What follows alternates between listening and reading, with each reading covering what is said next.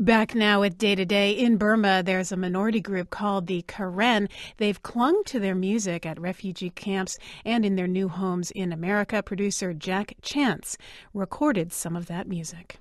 The instrument is called a tana. It's a small wooden harp with this haunting bluesy tone.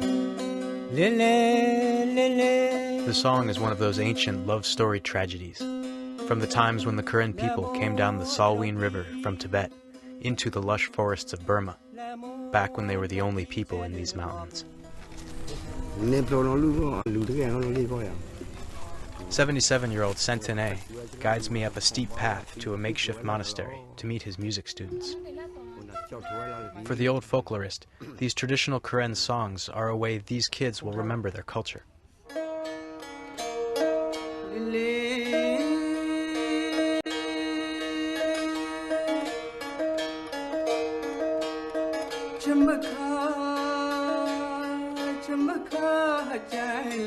In addition to the harps, there are handmade mandolins, complicated dance numbers, and a tiny mouth harp through which young lovers whisper sweet nothings to each other.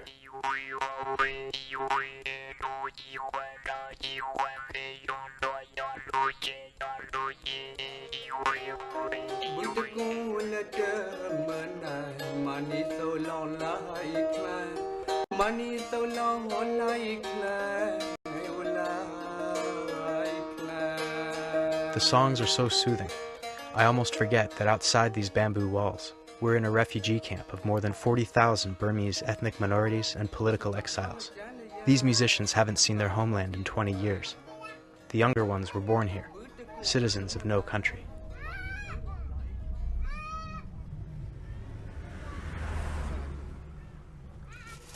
I hop in a truck heading down the Thailand-Burma border to another refugee camp, hoping to meet more musicians. When I enter the camp, I see a billboard with pictures of hamburgers, Santa Claus, and Joshua Tree National Park. It's sort of a pre-Welcome to America. The United States accepted nearly 14,000 Burmese refugees in 2007, mostly from the Karen ethnic group. More are on their way.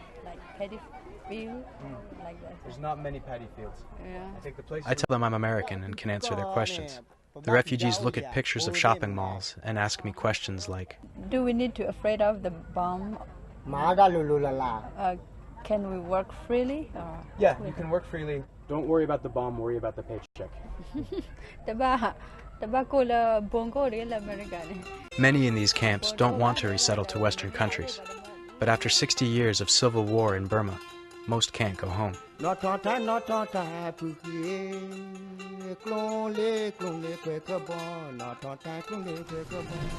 evening. I'd like to welcome you to the Karen concert tonight. A few months later, I meet a group of about 40 Karen refugees who've been resettled to Lancaster, Pennsylvania. A church group is holding a gathering to introduce them to the local community.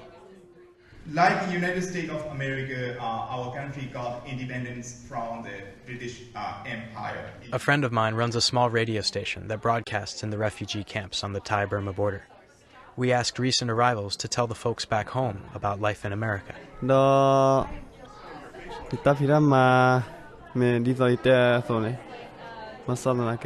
These people told us that they have a good situation, better than in refugee camp.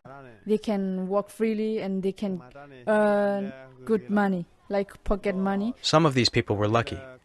After 2 decades in a refugee camp, they found work farming, which was what many Karen did back in Burma.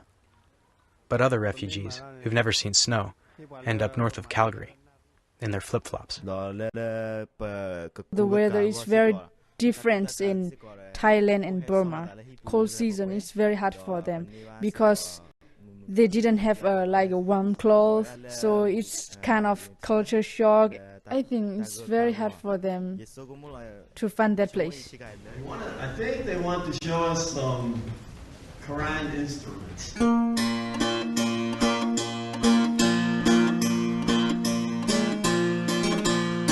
Often it's the educated, the leaders of the communities who are approved to resettle in Western countries. For those left behind, in refugee camps and a dwindling patch of forest in eastern Burma, the fabric of their community is fraying, and the military regime which exiled them continues to gather power. Our story was produced by Jack Chance with help from KGLT-FM in Bozeman, Montana, and the new NPR series Hearing Voices.